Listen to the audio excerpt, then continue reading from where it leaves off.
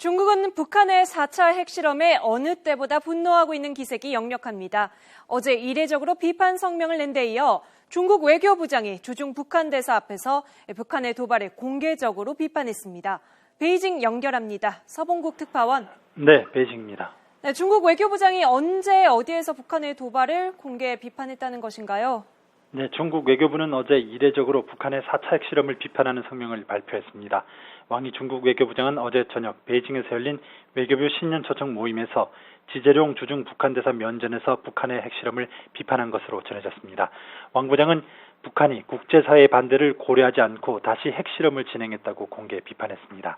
중국 외교부장이 외교관들이 모이는 자리에서 북한을 겨냥해서 비판적 발언을 한 것은 초유의 일입니다.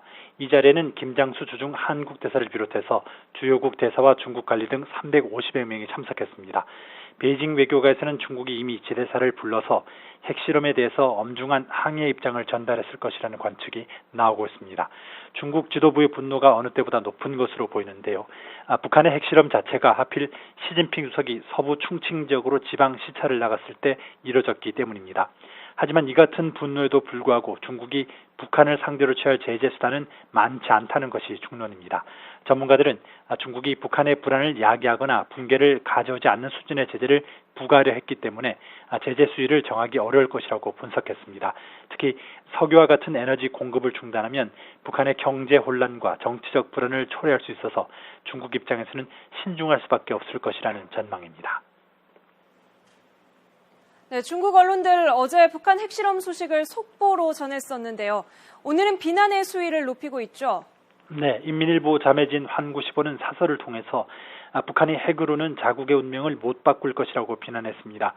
북한이 핵무력을 주축으로 삼는 기형적인 안보 정책으로 허약한 경제 상황 등 또 다른 안보 문제들을 해결하려 하고 있다면서 그것은 명백한 악순환이 될 것이라고 경고했습니다. 그러면서 북한이 핵 억지력을 보여주면 미국 등이 놀랄 거라는 생각은 비현실적이라고 분석했습니다. 중국 네티즌들 사이에서는 이참에 대북 원조를 아주 끊어버리자면서 격앙된 분위기가 적지 않습니다. 북한이 세계에서 가장 위험한 국가인 만큼 반드시 책임을 물어야 한다는 반응도 나옵니다. 북한과 중국의 접경지대로 많은 북한 주민들이 거주하고 있는 단둥에도 긴장감이 돌고 있는데요. 북한 식당을 드나들던 북한 손님들도 발길이 끊겼고 주로 유람선 등을 통해 북한 쪽을 관광하던 중국인들도 눈에 띄게 줄어든 것으로 전해지고 있습니다. 북중무역에 종사하고 있는 중국인들과 조선족 사업가들도 북한의 의중을 알지 못하겠다면서 이처럼 북중 관계가 소원해지면 장사를 해야 하는 사람들은 생업에 큰 타격을 입는다고 하소연을 하고 있습니다. 이런 가운데 중국 당국은 북한의 4차 핵실험과 관련해 북중 국경 지역에는 25개 방사능 관측소의 수치를 분석한 결과 자국 내 영토와 주민에게 어떤 영향도 미치지 않은 것으로 확인됐다고 밝혔습니다. 지금까지 베이징에서 전해드렸습니다.